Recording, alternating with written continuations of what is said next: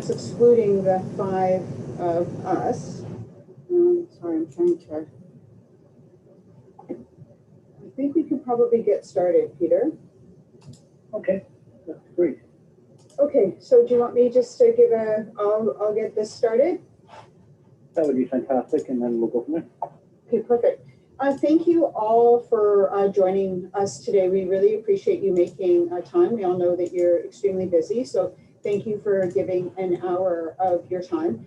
We did think that this was a great way just to kick off this transition, and we'll be talking more in the slide deck about what the next steps will be, but this at least gets us all started with the same base level of knowledge.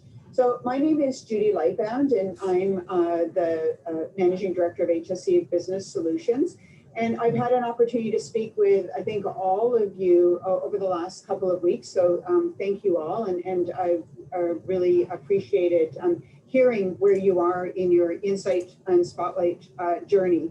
I'm joined today on the call with Clinton Reid, who is our Manager of Information Technology and Business Intelligence and is well known to all of you. And very happy to have the Yardi team join us. I'll introduce you all, if you have not met him before, to Peter Altobelli, who is the Vice President and General Manager of Yardi in Canada. And he will introduce his team to you. Good morning, everyone. And Judy, thank you so much. Joining me on our Zoom meeting is Wayne Tuck. He's our Senior Director of our Client Services team, and Jorge Locke, who is our team lead of our Social Housing Support team. And we wanted to make sure that we had an opportunity to meet everyone this morning and prepared a presentation for you. That's great, Peter. Thank you. Before I kick it over to Yardi, and Yardi will be doing 95% of this deck, but I really just wanted to provide a little bit of background. I know I've had these conversations with each of you, but just a reminder, you know, HSE started its journey with Yardi all the way back in 2012, where we released a public tender to try to find a technology partner specifically with the goal to find a solution that would work for small to mid-sized housing providers. And between 2012 and 2015, we worked with a number of pilot organizations, some of which we're very happy to report are continuing to be Insight and Spotlight clients. And then in 2015, we launched Insight in its current form. And between 2015 and 2019, we were able to achieve 10,000 units on Insight, which is a significant unit count.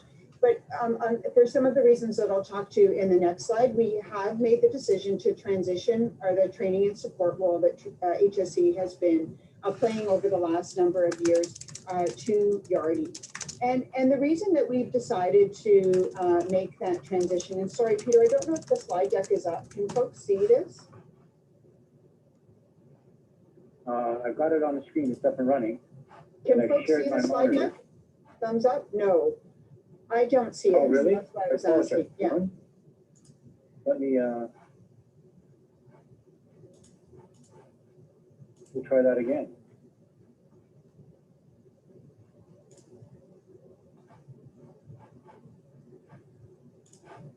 I'm just going to share the screen. There we go. Yeah, perfect. Okay. Do you just put it on slideshow, Peter? There, perfect. Okay, we're good to go.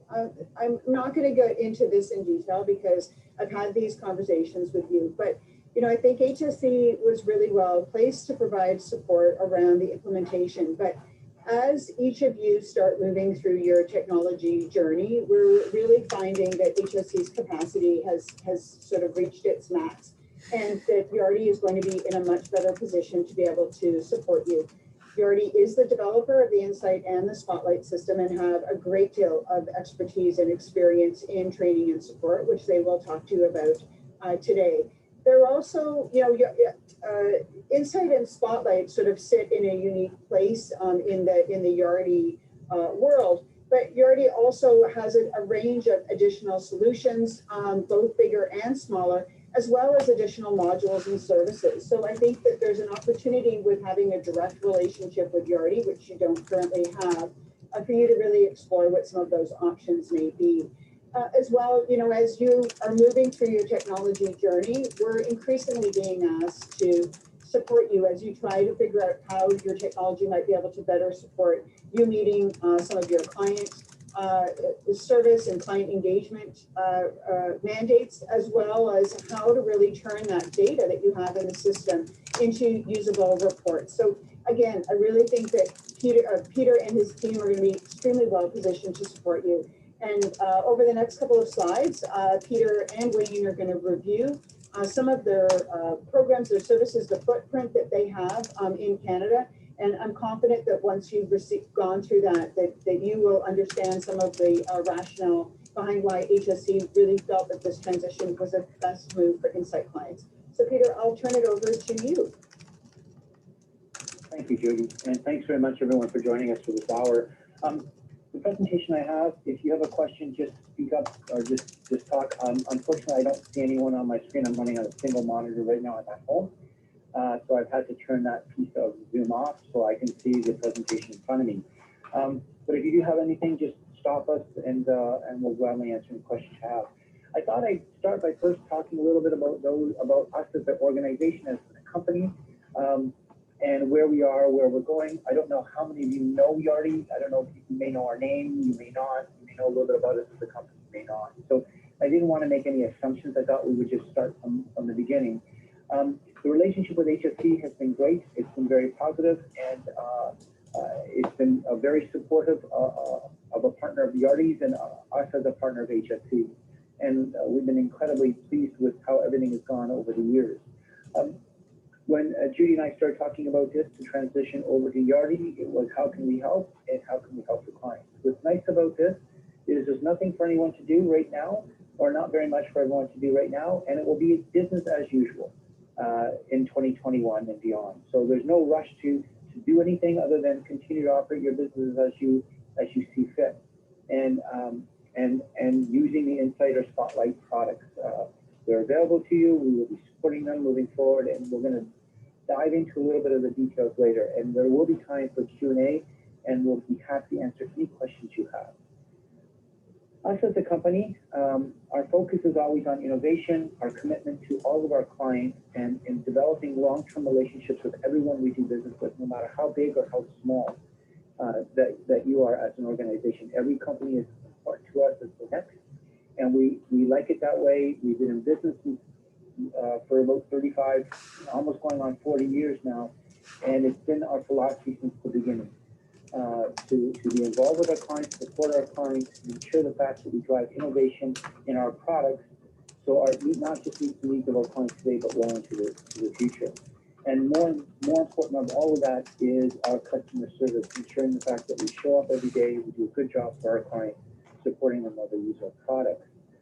So for those who don't know anything about us as an organization, Yardi is based out of Santa Barbara, California. That's the head office. Amit Yardi owns Yardi Systems. He's the president of the company. He created the company about 35 years ago, and is still actively involved with running the organization today. I've been involved with Yardi since 1989, reselling their products in Canada, and established an office for them in 1998, and have grown that office and have grown the company since then. Worldwide, there's over 7,000 employees. We're in about 80, 85 countries around the world, and it's one of these things that we coined the phrase that the sun never sets on our company. We're always open someplace in the world. And the way we do that is by about 45 offices globally. And an office is not someone's home. An office is a proper office with multiple disciplines within an office. It might have a support arm, a consulting division. It will have software development or sales or marketing. So there's multiple disciplines at an office that support and drive our products forward. Everything we do is in the cloud. So Yardi does not have what we call on-premise software or on-site software any longer. We stopped selling that in 2011. So we're just coming up to about a decade now where we took on-premise off the market, and everything we do in the cloud, which means that we support over a dozen different data centers around the world, 2 of which are in Canada. And HSC Insight and Spotlight, along with all Canadian clients of Yardi, the data centers in the Greater Toronto Area, with a disaster recovery center in Vancouver. Geographically, Geographically, they are split to opposite sides of the country for the proper reasons. If something happens to Southern Ontario, you don't want your disaster recovery center sitting here, and you want it on an opposite coast. And so what occurs is as you guys are entering your data, every 15 minutes, those systems are backed up and streamed up, the data is streamed over to Vancouver, and it's just sitting there. And there's a big data center that does nothing but sits there and houses people's data. And if anything were to occur here in this area where we would lose that data center for whatever reason, then the Vancouver data center will come up and everyone would connect to that data center. So we keep the data in Canada to meet the privacy laws of the country and of the provinces, and we just find that it's just a better way to service our clients. The last point on this slide is a single connected solution. So everything that we do as a company, everything connects, everything is integrated, and everything comes together under a single style database. And so you're never batching things back and forth, it's all together. There's a lot of organizations that use Yardi, what we call Yardi Voyager 7S. Insight and Spotlight is Yardi Voyager 7S, but a scaled down version of it. It's the same software, but things that have been turned off and scaled down in right size. Same database as our Voyager client, and is well used around the world. When I look in Canada, back in August 1st of 1998, there was myself, and we hired a handful of people. Today, there's just under 400 employees in offices in Mississauga and Saskatoon and Vancouver. The largest support office is in our office in Mississauga, which is where our social housing support team is located that support our clients across the country. We have over 560, approaching 600 clients on Yardi Voyager in Canada. Again, Voyager being that version of Insight and Spotlight that's sold to the general real estate market, representing though over 1,265 clients across our Voyager, Breeze, and Genesis product suite. It is significant in terms of the amount of real estate that's managed in the country on our software, which says to me, it's not one of these banners that you wave and say, rah, rah, rah.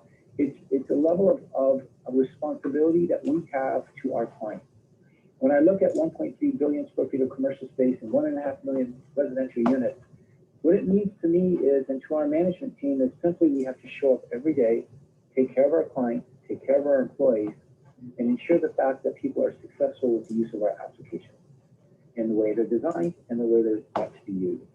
And from time to time, we make mistakes. Like anything, we're human and mistakes occur. Make amends with the client, fix it, make amends, and move forward with them.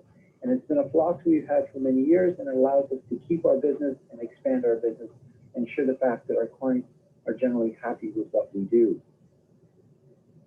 When I look at our clients, they're situated all across the country. Obviously, Ontario is larger than any other province, so most of the clients are here. But when you look at us regionally, there's a significant number of clients situated right across the country. So we are a national company. We're in all provinces and territories where we have clients use our applications, and they're used extensively inside the real estate market. As a corporation, one of the things that we pride ourselves is on our culture. We like to create a culture of inclusivity amongst all of our employees, where everyone has good ideas. All those ideas can be brought forward. Management look at these ideas and encourage our employees to expand their careers within our organization. We want our staff to be able to know that we're here not just for a 1 or 2 or 3 year style employment, but we're here for a career, and that they can build their careers on Yardi. And by doing so, we put certain practices in place, and we've been recognized by some of those practices by a variety of organizations, whether it be Glassdoor on one of the top places to work, or our CEO, who, if you have an opportunity to ever meet on at Yardi, an amazing individual, amazing, humbled individual that is very hands-on to organization, and knows most people by their names. And it's amazing because the company has gotten to be quite large, and he's very much admired inside our organization. Outside our organizations, back in 2018, 2019, and again in 2020, Forbes magazine, who we really had no relationship with and still don't, rated us as one of the top 100 best world-class computing organizations or cloud organizations in the world. And we would be up against likes of Google and Amazon and Microsoft and all of these large, very large organizations. And we sit in all three of those years in the top 100 organizations. So we think we're doing something right in terms of delivering the products, but it always makes us, these types of not awards, but these types of announcements allow us to reflect back and say, okay, what did we do right? And let's continue what we're doing right. And what did we do incorrectly? And let's resolve that and move forward. And so we look at this as a reflection on how we operate as an organization, but how we reflect on being able to do the job better than we did it in the prior year, and making sure that we're taking care of our employees and our clients as we do this. Our world is real estate. That's all we do. We don't do anything else but real estate. Our software products are in the real estate world, and they're across many different asset classes in this world. Social housing, which is what we're all about today and we're talking about, is in Canada, and I've highlighted it here, but as you see, we're across all these different pieces. Public housing and affordable housing in the United States, which is, I don't believe on this slide, is also two very large focuses of Yardi in the US, and in Canada, it's under social housing for both not-for-profits, co-ops, as well as provincial governments and municipalities who use our software to manage their social housing portfolios. It is a very important asset class for us. It's a very, very important client base for us. And it's something that we work with every single day, no different than our for-profit clients that are, say, office, industrial, or retail style clients, or even some of the big multifamily housing providers throughout the country. When we talk about things, I wasn't sure how much you knew about us, so I thought I'd share this, a couple of slides on who uses Yardi for social housing. And we do show this slide to prospective clients that say these are the types of organizations. And when you take a look at this slide, which is made up of primarily of Ontario-based organizations, you'll see a lot of them are municipalities, private nonprofits, provinces, both very large and small. So the software is scalable to meet the needs of our client base. And when I look throughout Alberta and BC and to other provinces, you'll see a wide range of clients coast to coast using our software. And they don't have to be large organizations. When I look at, say, BC as an example, these are all nonprofit housing societies. These are not large organizations. Yet if I look in Alberta and Ontario, you can get some substantial organizations using it. For example, in Alberta, you have Capital Regional Housing or Calgary Housing that are using us that are substantial in size. But then you can get into North Peak Housing Foundation or Piper Creek Foundation, which are smaller communities in Alberta that also use the same software, Yardi Voyager 7S, as say Toronto Community Housing is doing today. So again, large or small, it's an application that we move throughout.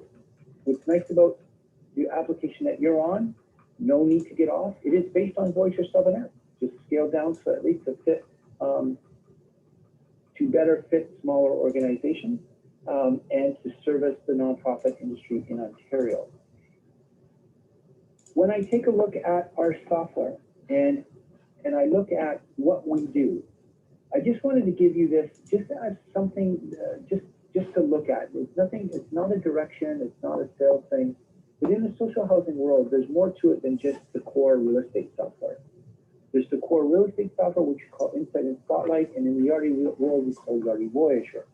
But there's also many different add-ons that you can attach to that software as you see the needs grow of your organization. So whether or not it could be Yardi Aspire, which is our e-learning software, or if you're building and you require a job costing functionality, you can add in job costing, or whether or not you want to automate your AP system through Procure to Pay, which we break down into PayScan and Marketplace and Vendor Cafe and Bill Pay, are the functions within inside that Procure to Pay, which is a fully automated AP solution, right? Or into our cafes or into our energy suite. Yardi has we do a lot of work in energy and energy management on behalf of our clients. And then we have a whole suite of products called the Cafe, which is that outward view of you, which is your property portals or your property marketing sites, your resident portals. Yardi does a lot with applicant and waitlist in the province of Ontario, in Alberta, in Nova Scotia, in the Yukon territories, where we bring up an entire waitlist solution for these areas. And there's lots happening within inside our applicant waitlist functionality. We're currently under development for new functionality that's coming out in 2021.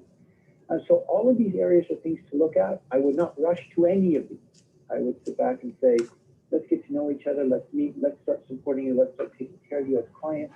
And then if you're curious on any of these, then we can investigate any of this at the appropriate time.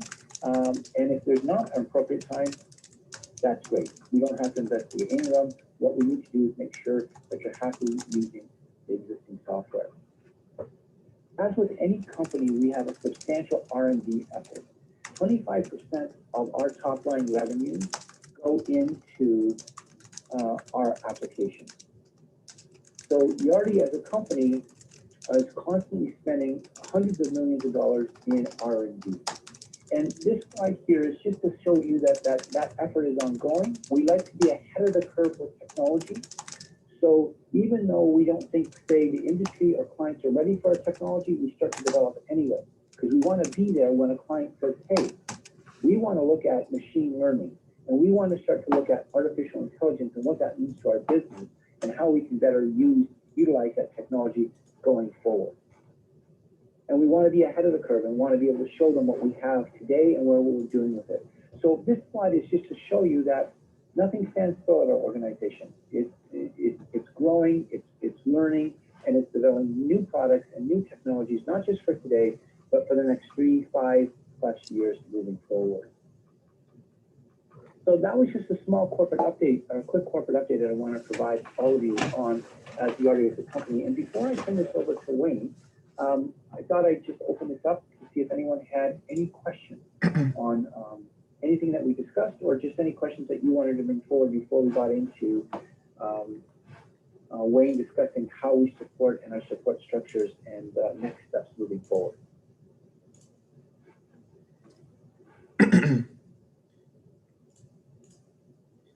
Peter, I don't see anyone moving to unmute themselves. Okay, all right. So Wayne, I'll drive and I'll turn this over to you. Thanks, Peter. Just for everyone on the call, I'm Wayne Tuck, Senior Director of Residential. I'm responsible for all the service channels for our Canadian residential clients, which includes the social housing team. Prior to joining Yardi, I held senior management roles in the real estate sector, including my role as Chief Operating Officer for Toronto Community Housing, where I had the pleasure of meeting or getting to know some of you at that conference. Throughout my career, I've also been a Yardi client, so I bring that lens to our focus on service delivery that Peter highlighted. I just want to talk about the service environment, and it's something that obviously I think a lot of you are concerned about because you're moving from one organization to another. Our client service is provided through a self-service portal and an assigned account manager with additional Yardi supports in behind. We'll talk about that. First and foremost, we manage the relationship with the clients just from a tactical standpoint through cases. And these are similar to the tickets that you would currently enter with Clinton. The cases or the tickets can be entered through Client Central, which is our client access portal. And while this won't be necessarily available immediately right out of the gate, it will be possible with individual Yardi client PINs that'll be established over the next little while with you as clients. There is an element of service that is self-service and available to you because we recognize that there's a lot of functionality you kind of do on the fly and in the moment without you wait for a direct connection. Outside of that, though, we do have account managers, and there's an account manager relationship which provides for access to direct support for our clients. The account managers are supported by a team lead, which is a supervisor role, and a manager. And today we've got Jorge Locke on the call, who is the team lead for our social housing team. Right now, the social housing team is comprised of 10 individuals, 11 with Jorge, and it's something that continues to grow as our client base in the social housing environment continues to grow. Through the account manager, there is also access to additional supports within the Yardi environment. Peter talked about the number of offices that we have globally, and in some of those offices, There are specialty functions that will assist us in supporting our clients. Even within the environment in Canada, we've got different teams that are structured to support our clients, let's say, with more technical considerations.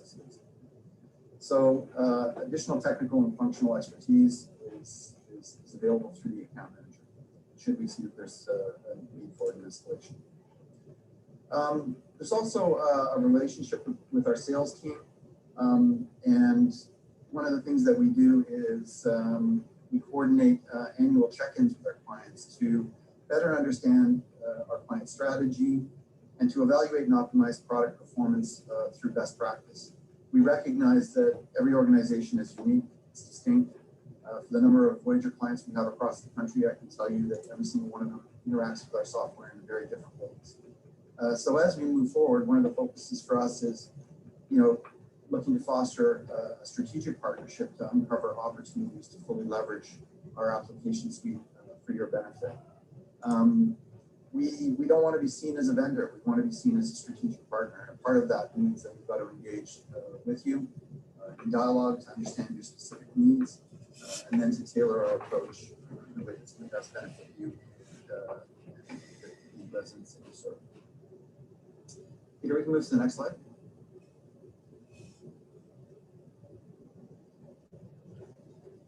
We see in our experience that we've got just a couple of typical support requirements or scenarios. It could be an individual user issue, which is related to how your user interacts with Yardi. By Yardi, I mean Voyager, or the application. It may be a training or an experience consideration, or it may deal with user setup, permissions, and the functionality or module design is the way that in terms of how it's been set up. So at the outset, everyone is sort of on an equal playing field.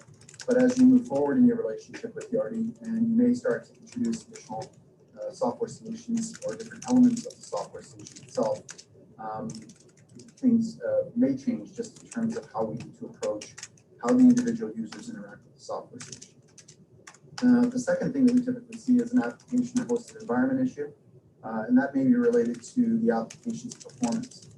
It could be a data issue, a speed issue, or it could be the consequence of a plugin or an upgrade. So as we begin to work with you and to introduce new elements of the software, there may be issues and considerations that we need to take along the way that may bring us back to either some changes within the software itself or to additional training requirements for your team. On to the next one. Couple of slides. I've got a couple slides here. The first speaks to the support environment, and the second will speak to the support roles, which I've touched on briefly. If you kind of zoom in on the center of this slide, as I said at the outset, everything we do is managed through cases. Those cases could be created through the self-service portal, Yardi Client Central, or they could be created on behalf of you by your account manager. Dedicated account manager. So everything we do is managed through these cases. The cases establish your priority, and leveraging Client Central gives you access to support in real time. So if your dedicated account manager happens to be stepping away for a few moments, and it's an issue that's a critical issue that's in front of you, it still goes through Yardi Client Central, entered as a case, gets picked up by someone on that team of 10 people.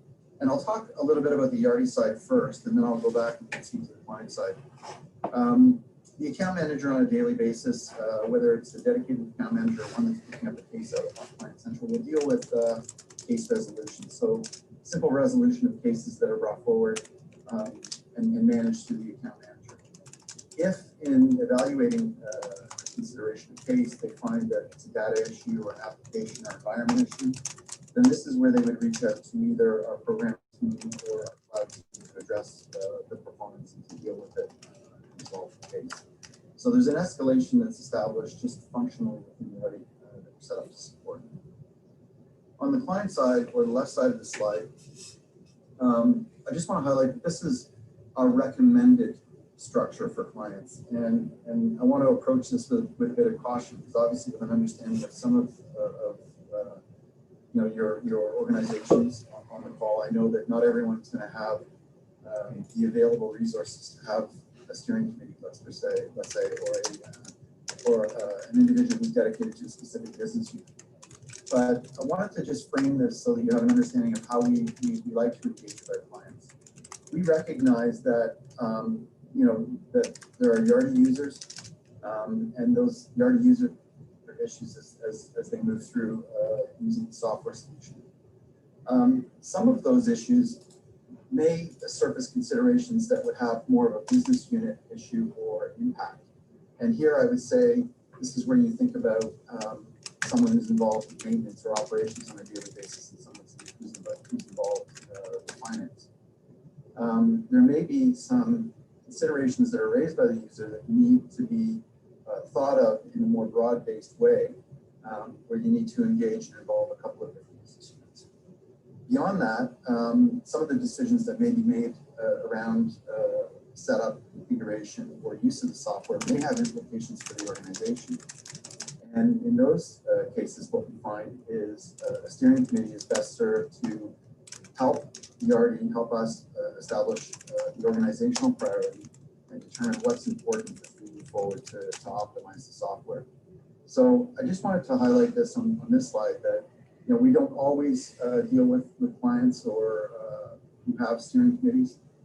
Sometimes we deal with clients who they'll have a Jack or Jill of all trades who wear many hats at the organization, and we understand that. I think it's just, this slide is just more meant to describe or discuss, our expectations from our side in terms of how we want to engage and work with you and your organization to optimize the software for your benefit. When we talk about the support roles, on the Yardi side, we've got a director of client services. So I'm senior director within the organization. The director of client services is Lynn Top. We have a manager of client services, Christian Lado, and Jorge Locke, who is the team lead for the social housing team, the team of 10 that I spoke of earlier, reports up to Christian and to Lynn. For each of you, as we establish those client pins that we talked about, we start to get you set up and get you connected to Client Central and with your account manager. There'll be a dedicated account manager relationship that is established for you moving forward. And then, as I mentioned before, these account managers have the ability to reach out to additional supports internally at Yardi, which include technical analysts or Yardi subject matter experts when it comes to some of the software solutions that we look at providing clients to support their needs. On the client side, again, just highlighting that we often find that a steering committee works best if the steering committee with one individual who is, the executive management representative, manager, human resources, finance, legal, and IT all rolled up in one. So, a wide range of clients and organizations and types of organizations that we deal with, but making sure that we've got that representation at the table to address any issues or considerations and priorities is an important part of our approach and focus. Typically, we find that there's an application lead who we deal with at the client, and the application lead may have a connection to the steering committee or the executive committee within an organization or perhaps the board. And then in some instances for larger organizations, that application will be supported by business analysts who will engage and help manage those cases in the relationship with Yardi as a software solution provider. So that's how we're set up with the environment roles. Just wanted to touch briefly on Client Central. Again, it's that self-service portal that we talked about. It's a useful tool that will provide access to training videos and live webinars. We've opened up Client Central with a lot of free webinars and training videos that are available to our clients. So if you're looking to build out a specific training within your organization, you're looking for material to support that training, that's available to you through Client Central. There are user guides and release notes. So if there's any change to the software application, we publish release notes that will identify what that change represents and what you anticipate or expect as a client. Client Central is used to support case management. So again, being able to enter tickets or cases online and have them be dealt with priority provides that element of self-service that's extremely important. And license management is also available there as well. So if your organization is growing, you find that you need additional units, there's an ability for you to organize additional units for your organization online, and that process is coming through Client Central as well. So we're set up in many different ways to support you. As Peter said, though, I think the primary consideration for us is on developing relationships with you and with your organization to really understand what it is that you're hoping to achieve. Again, we've got several different Voyager users, and every single one of them engages and interacts with the software in very different ways. So it's important for us to develop that relationship and understand at the end of the day that exceptional service is about anticipating people's needs. It's about, getting to a point where we know what you need before you even have to ask us for it. And that really is the focus for us in terms of service approach. So with that, I think I'll turn it back to Peter and Judy, and they can talk about next steps. So thanks, Wayne. And then after this is the last slide, and then we'll go to Q&A, and happy to answer any questions. So the big thing to note about this is you really don't have to do much of anything. We're going to stay status quo. We're not looking to ask you to move to any Yardi product other than please stay on Insight and Spotlight, and gives the chance to transition and support you moving forward, and it gives you a chance to learn who we are as an organization and as people, and vice versa. But there's a couple of administrative items that we want to get going in November with, which is the first item is the assignment agreement. It's a technical legal thing that we need to assign all of the agreements that you have with HSC over to Yardi, and Yardi is accepting those agreements as they were agreed to between your organizations and HSC. So we're going to just accept what you have and the terms and conditions around those agreements, along with all the fees. There's going to be no changing in pricing, anything. It's business as usual. A couple of things you have to do is once you get those assignment agreements, we have to countersign them, and we have to set up each of you as a client on our system. And once we do that, we'll trigger off some welcome emails. There will be a team assigned. It'll be Jorge's team assigned to you to be able to support you.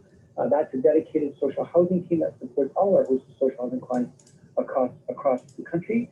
And then once we're able to do that, we are going to make the phone call out to you. So Jorge's team will get on the phone with you. They want to introduce you. They want to introduce an account manager to you. They'll talk to you about Client Central. They'll talk to you about 1-800-YARDI support. So if you want to call us or you want to go into the portal, there's multiple ways to get a hold of us. Because of COVID, we're finding more of our clients using the portal to do it because we're not at our office. Everybody's working remotely. We're all at home. But there is centralized phone calls. Everyone has voicemails and such, and everyone's got phones. So you can call in. You can come into the portal. You choose what works best for you.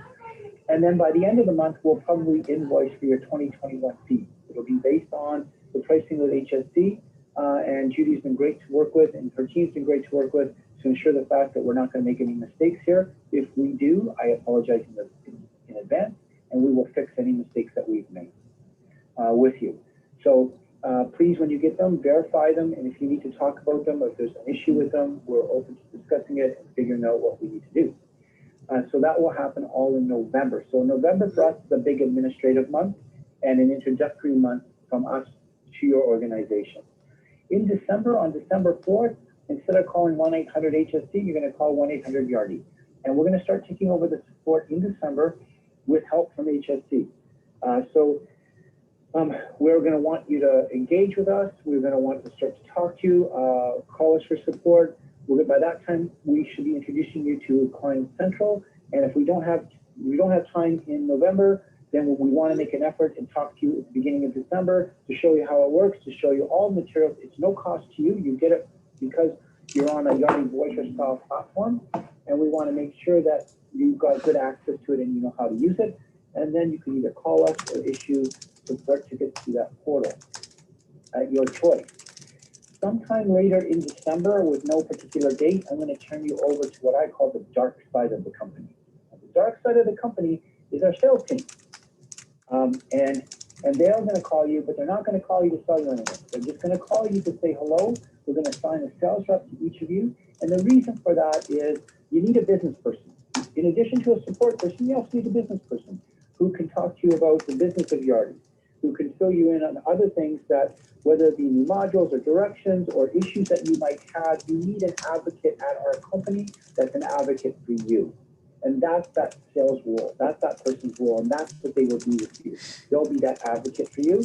So if there's issues you're having, you can always call your support team, but you can always call your sales rep. Now, you don't want your sales rep to take your technical support because they might feel that they want to be nice and they want to help you, but they just might advise you correctly. But they can help you with direction and with business issues and bring those issues up to Yardi's management team on your behalf. And it's always good to have more than one person at our organization being your sponsor and being your advocate.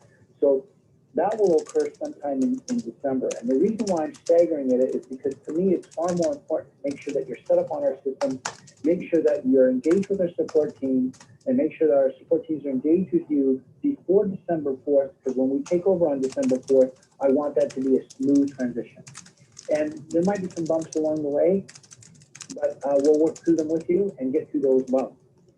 And then in January 1st, Yardi takes over with full support of the software and services from you. So HSC in December will be a month where Yardi and HSC will be supporting. We'll be the lead, but we'll probably be going back to Clinton for some advice and some assistance along the way. And then in the new year, we'll be taking over that support and working directly with you one-on-one, and HSC will no longer be involved. As I mentioned to you before, there's nothing for you to do other than some administrative work in November and set up a meeting with us so we can introduce ourselves. And it's business as usual. Nothing's changed in terms of support other than we'll add on additional support tools like Client Central. Nothing has changed in terms of pricing. And licensing agreements are all been assigned. Yeah, I'm here.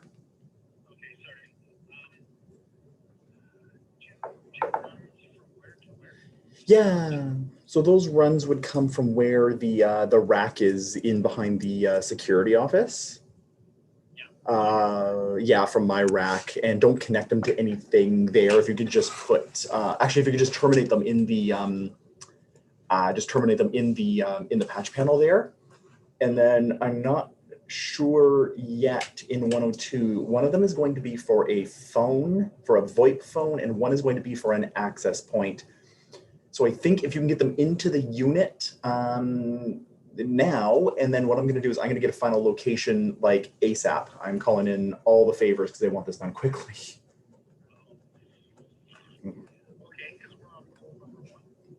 Perfect. If it's not today, it could also be tomorrow. They're trying to go live for the 1st, but so like if it could happen this week, I'd be extremely happy with that.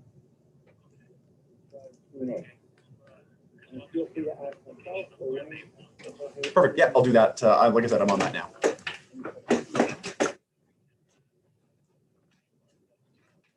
Hi, good morning. It's Perfect. from Davis Drive Nonprofit. Awesome. Yeah, as soon as I know, I'll let you know. Okay. And I've been working Awesome. Thanks, very Pete. closely with Clinton since we took Take care. over, Bye-bye. or since we signed up for Insight. I just have a question moving forward. During this transition, we have some outstanding issues that have yet to be resolved by Insight. And I'm wondering, will those be resolved before this transition happens? I would say to you, whatever you can get resolved prior would be great. If they're not resolved, that will probably, we'll probably set up a meeting with you to do a review of any outstanding issues so we can record them to our system and that we can start engaging with you. So it's like anything else on a transition. If you get them resolved prior to the December 4th, that's fantastic. But if they're not, we're not going to lose them. Okay, it might require a little bit more work on our behalf with you. So we would consider calling for this. Here you go.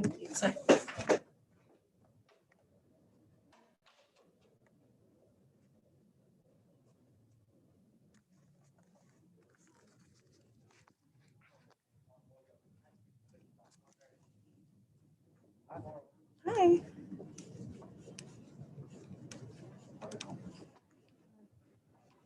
What do you start with?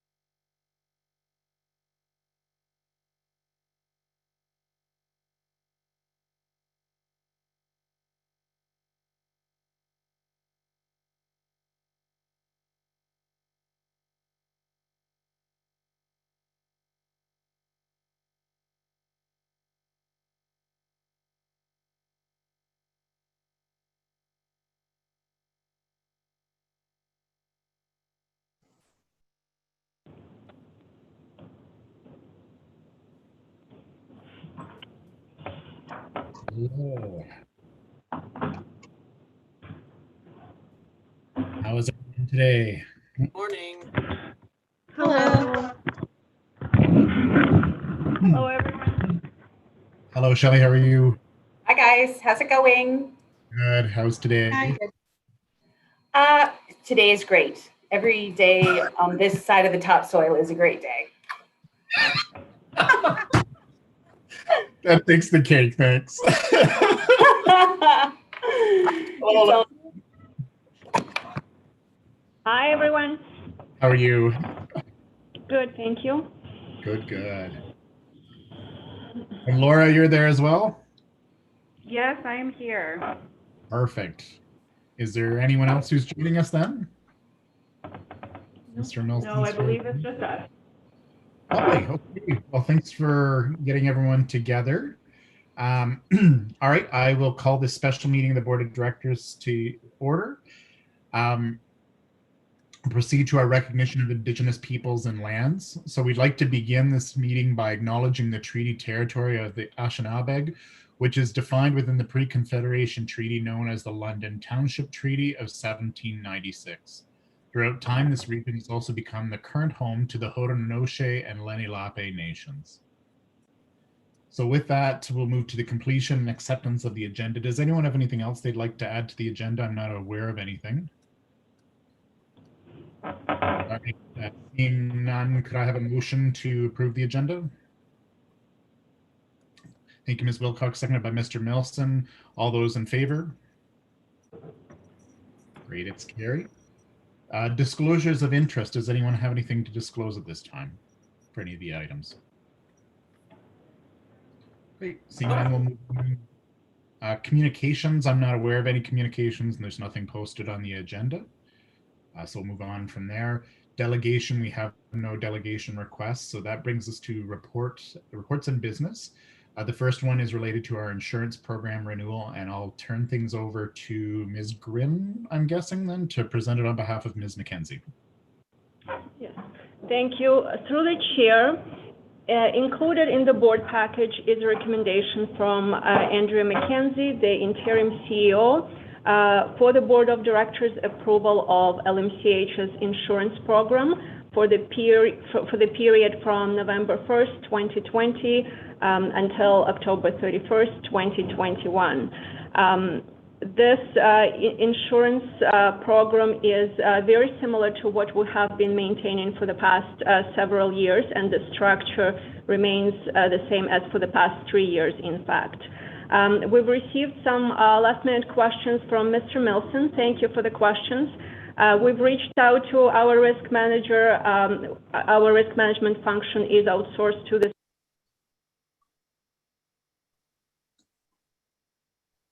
I'm sorry, Ms. Grin, we're having a hard time hearing you. So we can't hear you. Is it just me or is everyone else? Can you hear us now? I can hear it. Yep, I can hear you, Laura. Yep. Oh my gosh, it cut off. Sorry. Sorry, Alyssa. 1 minute. Yep. I'm so sorry.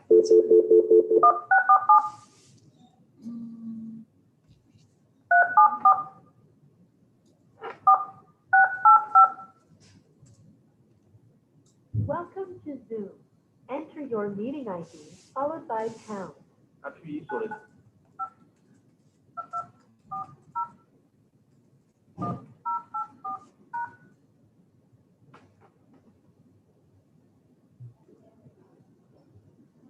Enter your participant ID followed by pound. Otherwise, just press pound to continue. Sorry. No, that's okay. You are in the meeting now. There are 7 participants in the meeting. You have been added to the waiting room. You cannot talk or listen until the host admits you to the meeting.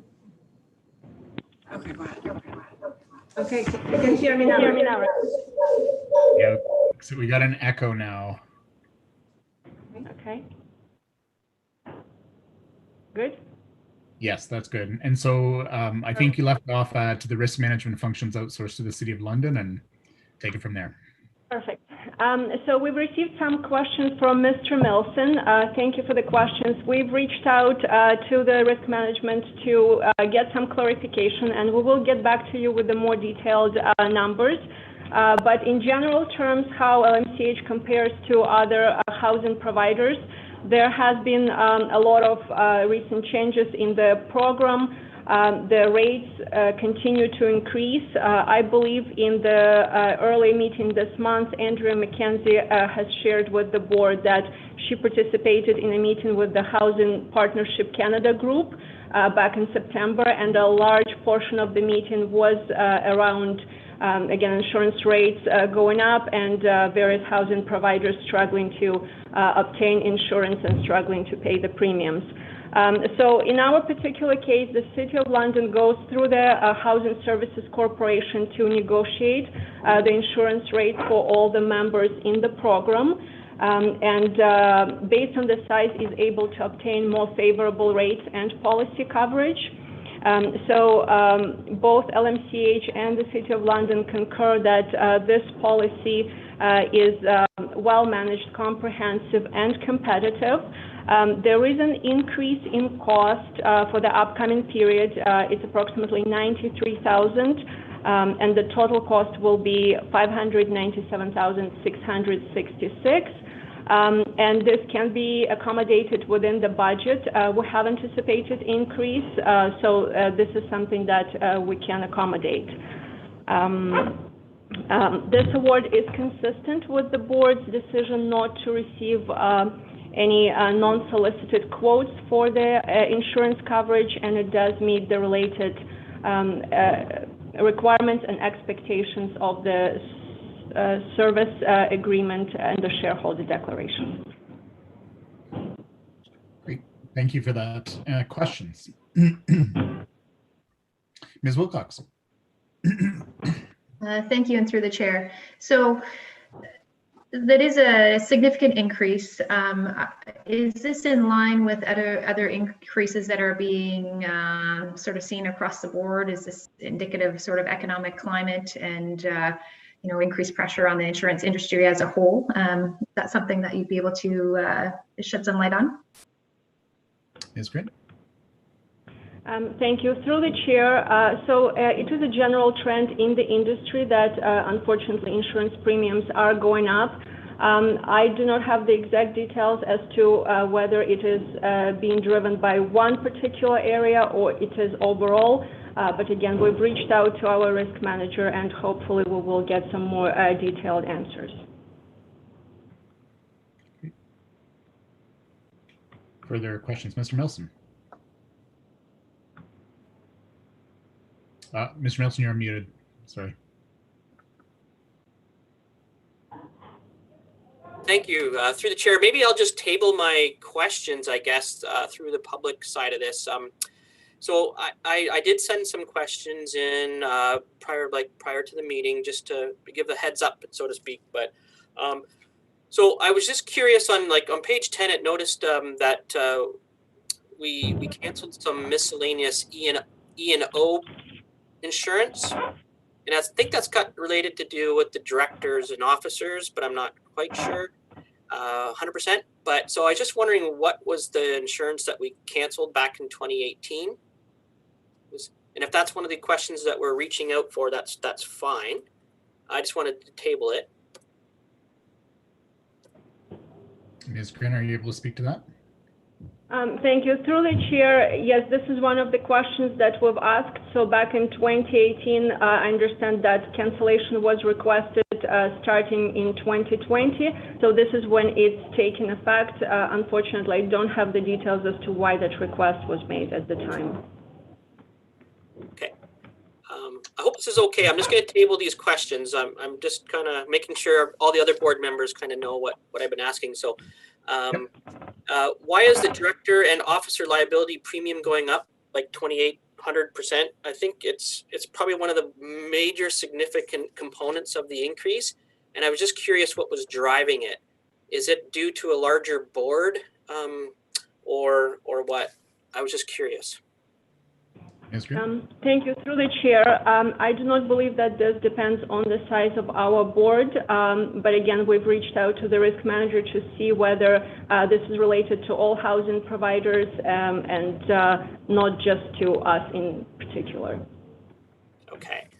And also, I noticed the policy that was presented in the report today doesn't cover cyber theft or cyber insurance. And I was just curious if we had any other policy that we have this coverage under. Thank you. Through the chair, we do have a general liability coverage. We have not maintained cyber theft coverage in the past, and again, this was not recommendation from our risk manager. Okay. And the last question, I didn't submit this one, but it came to me at the last minute, was really around the trust contribution.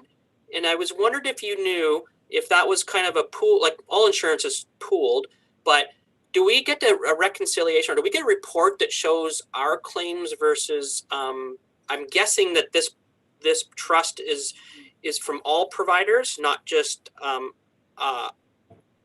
LMCH, and that I was just curious if we could, like, if there was some sort of claim history that how much we draw from that trust as compared to others, and what our utility of that trust would be, I guess. Ms. Green? Thank you. Through the chair, I do not believe that we get details from other housing providers. This is again something we've reached out to the risk manager to see whether they have that information, considering they negotiate on behalf of a larger pool of members. So we will see if they would be able to provide us with that information. Okay. Thank you. Through the chair. Good, thank you. Further questions? Seeing none. So I think it'd be helpful to get the responses from Mr. Milson's questions for sure. And I'm hoping that'll be circulated through email to us. What I would suggest is that we do put the staff recommendation on the floor. And I do think in particular the DNO insurance piece is something we'll definitely want to follow up on, because given that we're going to be recruiting for a new community board, I think the board wants to make sure that won't cause issues with the new members that are going to be recruiting with some personal liability they could be potentially taking on. So with that, would anyone like to move then the staff recommendation?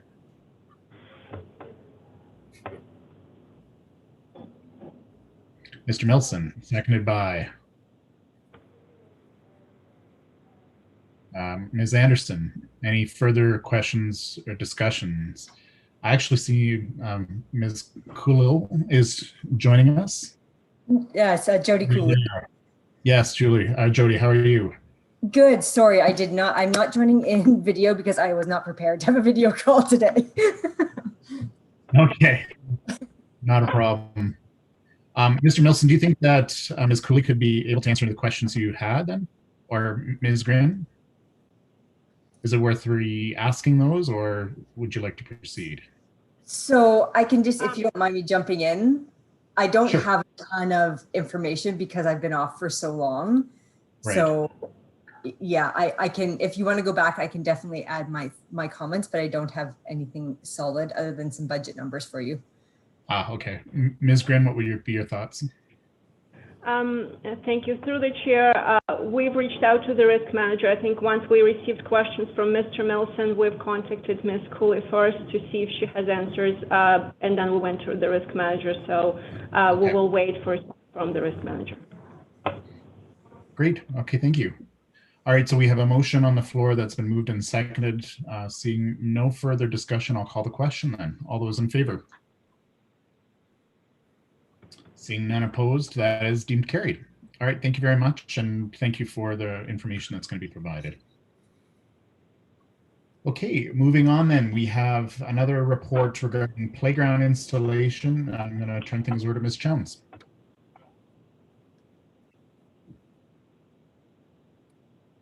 Sorry, you're muted. You'd think after all this time, we'd get it right.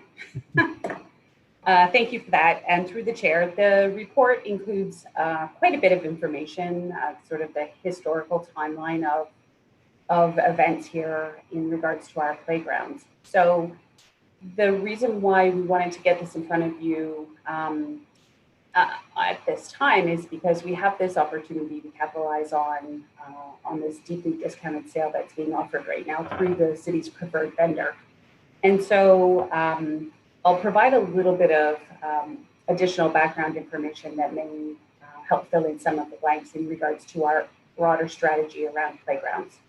So in regards to community engagement, we have actually through Alyssa, our manager of community engagement, who has taken this proposal out to the communities to seek feedback from our tenants.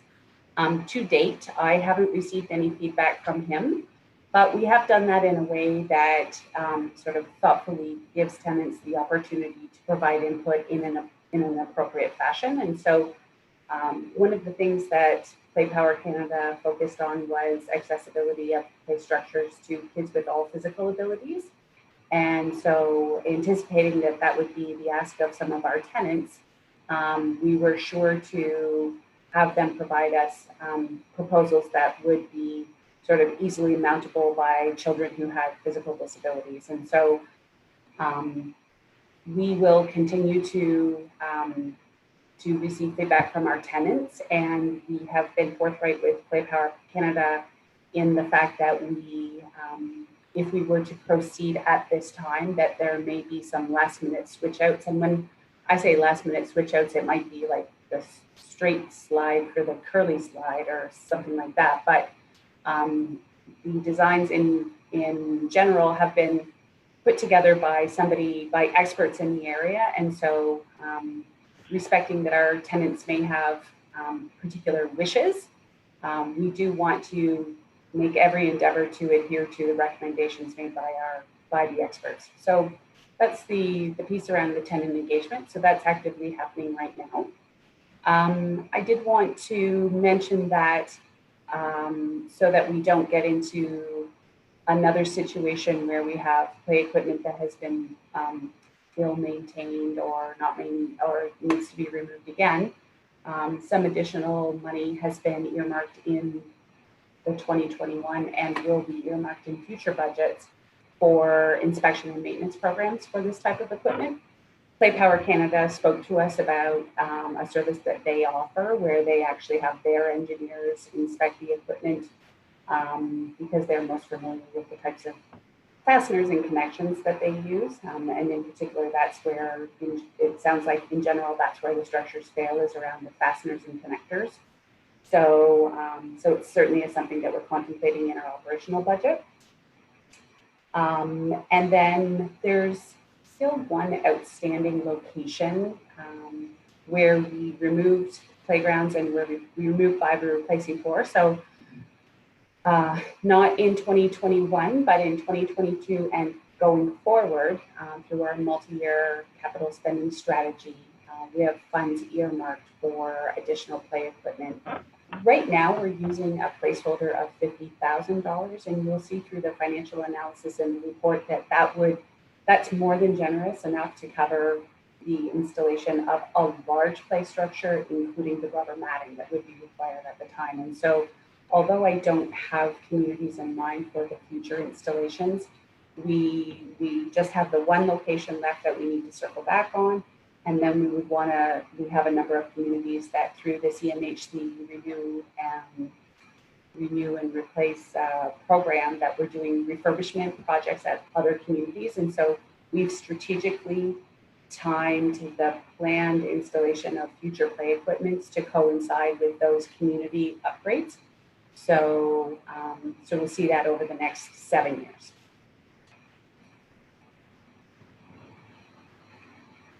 Great.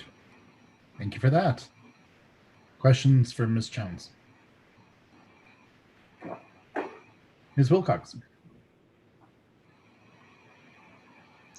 Through the chair, thank you, Ms. Jones. I appreciate the the update and sort of the capital program that would ensure that that we are in a position in the future to ensure that we don't run into this situation again, and also around the maintenance of these types of structures. It creates significant liability in terms of risk to anyone using the structures, and also it is these are key sort of structural elements of what make a community. So to have 2 years without a play structure in our family sites is hopefully something that does not happen again. And so I appreciate it's I think it's a good step forward to get these in. And so a couple of questions, I guess. I think, are there concerns from a safety perspective about, as I understand it, the rubber surfacing is ideal, and the temporary measure of having the wood fiber surfaces. Any concerns from an accessibility standpoint in having to do that as an interim step? And also, I guess thinking of the safety of the, so I have two questions. I'll table them both if that's okay. Thinking of the safety of the location of the structures as well. I know I've heard anecdotally that there have been some concerns in the past about the location of the playgrounds in general, that if it's tucked away behind, it's not visible. So I think certainly accessibility, physical accessibility is one aspect, but how do we think about other things like sight lines and ensuring safety, benches, accessible pathways to get to these structures, and shade? And maybe that's something that comes with future planning and sort of the future plans for these sites. But those are the two questions I would table. Thank you. Ms. Jones. Thank you, through the chair. Great questions. I'm really actually pleased to hear that you're thinking about these things. The safety of the wood fibers, there's sort of two pieces actually around the wood fiber matting, which is why we've only elected to use it as an interim material. The first one is, as you mentioned, around accessibility. And so anecdotally, Play Power Canada shared with us that through their other clients, what they've experienced is that what is in fact more problematic in terms of kids accessing the wood fiber area is that the wood fibers get out of the area and then they become sort of encumbrances on the sidewalks and things around there that make it really challenging for, say, kids that use a walker or a wheelchair. And so it can be difficult to sort of keep that contained within the play area. In terms of navigating the wood fibers, they're actually approved and appropriate for wheelchair use. But I mean, as you can imagine, they're bumpy, right? We specifically had discussions with Play Power Canada around drainage to ensure that there wouldn't be any ponding water in the play areas that could in turn turn into like icy wood fiber areas that become pretty dangerous in the winter, because we know kids do use these play structures even in the winter season. So it was certainly one of the considerations when we had them out to do the site assessments. And so, as I mentioned, anecdotally, Play Power Canada, through the experience they had with their other clients, have indicated that the wood fibers are adequate, but they're not the best choice. They're the largest concern, the biggest concern with the wood fibers is that foreign objects can become sort of buried under the wood fibers, and then that can potentially cause a risk to the users of the play equipment. But we did a quick survey, and there's a number of parks here within the municipality that have both wood fiber and sand as their safety surfaces. And so us electing to use the wood fibers for this interim period is not inconsistent with the approach that the city has taken around risk management. So hopefully that brings some insight into our decision around the wood fiber. Your other question was around the safety considerations of the locations that we've chosen. And so in all four of the cases, we've elected to replace the playground in exactly the location where it was. However, we did, through the site assessment process, assess things like traffic, access to the area? Are there guardrails? What's the chances that a kid could be, let's say, on a swing and jump off the swing and jump into traffic, that type of thing. And so they have some fairly robust engineering specifications for all of their equipment that take these things into consideration. And that really does dictate the size of the and type of structure that they can put in each location. We have specifically chosen not to place any of our structures in areas that don't have clear sight lines. And so in all of the cases of all 4 of the structures that we hope to place, they are centrally located. They are easily visible from a number of surrounding homes. So there may be a cluster of townhomes that all face into a green space, and the park is in the green space, so we've got sort of eyes on the park. They're away from roadways, and in the case of the large structure that we have in mind for our Limberlost community, it's actually, there's some provisional guardrails around the area as well to sort of segregate the bicycle traffic from foot traffic.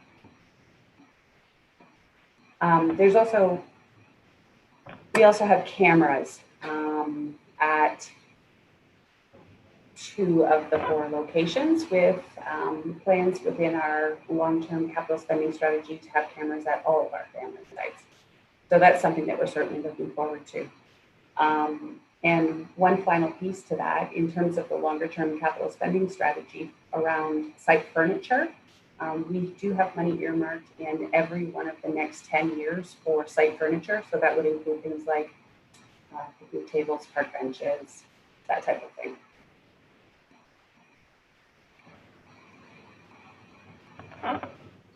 Further questions from Ms. Jones?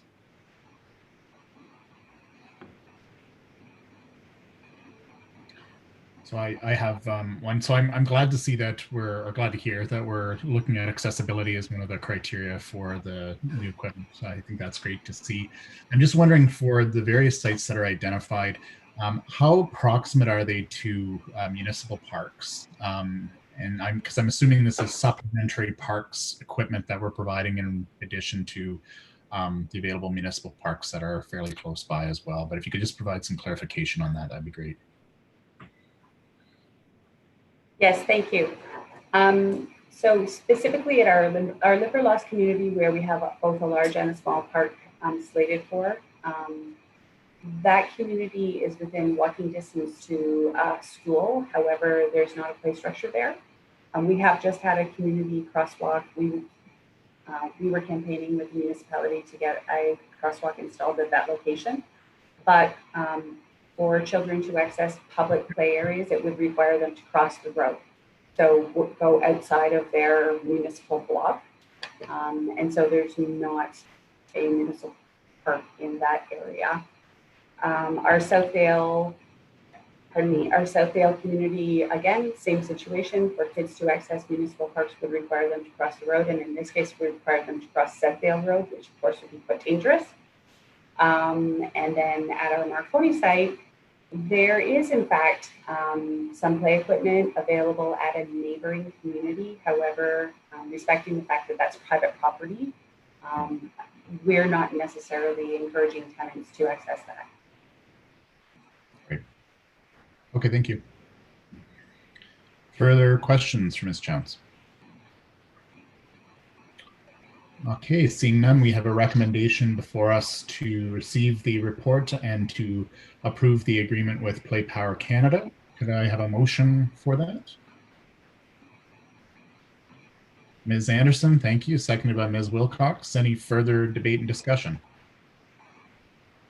Seeing none, I'll call the question. All those in favor? None opposed, it's carried. Great, thanks for that, that's good. And with that, I'm not aware of any additional new business or inquiries, unless anyone else is. Seeing none, that moves us to meeting adjournment. Could I have a motion to adjourn? Ms. Anderson, second by Mr. Milson. Any debate and discussion? Seeing none, all those in favor? My screen froze. Great. Thank you Mr. very much, Wilson, everyone. yes. Perfect. We are adjourned. Thank you very much for bringing those important items, time sensitive, forward. So super. Thank you. Have a lovely afternoon, everyone. Thank Enjoy you. We lunch. will.